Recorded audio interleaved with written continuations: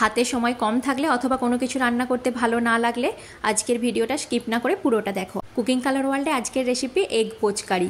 এই রেসিপিটা বানানোর জন্য প্রথমেই কড়াই সর্ষের তেলে পেঁয়াজ কুচি দিয়ে দিচ্ছি।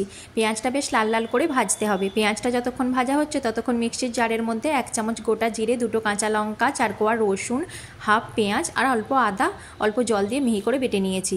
পেঁয়াজটা লাল লাল করে ভাজা হয়ে যাওয়ার পর একটা টমেটো কুচিও এর সাথে ভেজে নিচ্ছি। পেঁয়াজ আর টমেটো ভাজা হয়ে গেলে মিক্সিতে বেটে রাখা মশলাটা দিলাম, ধুয়ে অল্প জল দিলাম, তারপর পরিমাণ মতো হলুদ গুঁড়ো, কাশ্মীরি লঙ্কার গুঁড়ো, লবণ আর সামান্য চিনি দিয়ে কড়াই ঢাকনা চাপা দিয়ে মশলাটা কষে নিয়েছি। মশলা থেকে তেল ছেড়ে দিয়েছে। এরপর একটা একটা করে ডিম ফাটিয়ে আস্তে আস্তে মশলার মধ্যে দিয়ে দিচ্ছি যাতে কুসুমটা ভেঙে না যায়। তারপর কড়াই ঢাকনা চাপা দিয়ে 2 মিনিট রান্না করলাম। 2 মিনিট পর কড়ার ঢাকনা খুলে একবার দেখে নিলাম। তারপর আবারও কড়াই ঢাকনা চাপা দিয়ে 2 মিনিট রান্না করেছি। 2 মিনিট পর দেখো গরম গরম এগ পোচ কারি একদম তৈরি। রেসিপিটা ভালো লাগলে লাইক আর শেয়ার করে দিও।